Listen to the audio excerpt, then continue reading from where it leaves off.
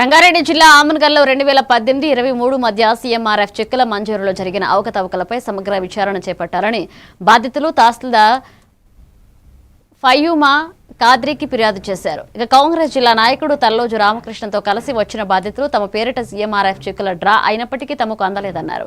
ఈ వ్యవహారంపై సిబిఐడితో విచారణ జరిపించి బాధ్యులపై చర్యలు తీసుకోవాలని డిమాండ్ చేశారు.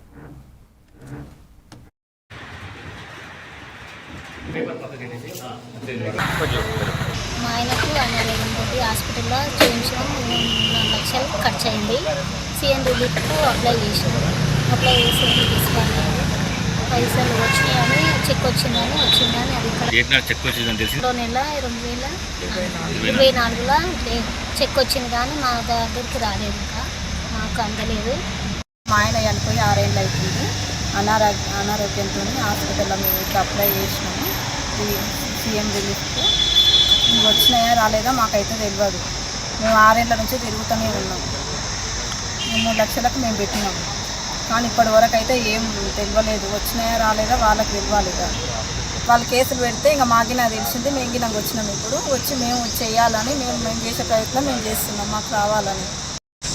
ఈ సీఎంఆర్ఎఫ్ బాధితులంతా ఆమన్గల్ తహసీల్దార్ ఆఫీస్ కాడికి వచ్చిండ్రు. అయితే వీళ్ళంతా అసలు రోడ్డు మీద కూర్చొని ధర్నా చేద్దామని ఆలోచనతో ఉన్నారు. కానీ పోలీసులు వాళ్ళంతా ల్యాండ్ ఆర్డర్ ఇష్యూ అవుతుంది, ముందు పర్మిషన్ కావాలని చెప్పి అన్నందుకు మేము ఎంఆర్ఓ గారికి ఇస్తున్నాము. వీళ్ళు ఎన్ని చెక్కులు పోయినాయంటే నావే 10 చెక్కులు దాకా మిస్ అయినాయి, 10 ఫైళ్ళు మిస్ అయినాయి. మేము సెక్రటరియట్ పోతే 3-4 ఏళ్ళ కిందనే చెక్కులు ఇష్యూ అయినాయి, చెక్కులు డ్రా అయినాయి అని చెప్పి వాళ్ళు చెప్పడం వల్ల మేము అంటే వాళ్ళు ఏమంటున్నారంటే ఇక మా డబ్బులు మాకు వస్తున్నాయి కదా ఏందని చెప్పేసి డబ్బులు తీసుకుంటున్నారు. ఇప్పుడు వీళ్ళకు డీటెయిల్స్ ఇస్తలేరు ఆ సెక్రటరియట్లో. వీళ్ళు అప్లై చేసి 5-6 ఏళ్ళు అవుతున్నది. మరి వీళ్ళ డబ్బులు నాకు ఇవ్వాలి, వాళ్ళు వీళ్ళ ఫైల్ ఏమైందో తెలియాలి. మేము ఒకటే కొడుతున్నాం స్పష్టంగా మీడియా ద్వారా. ఈ 2018 నుంచి 2023 దాకా ఈ కల్వకుర్తి తాలూకాలో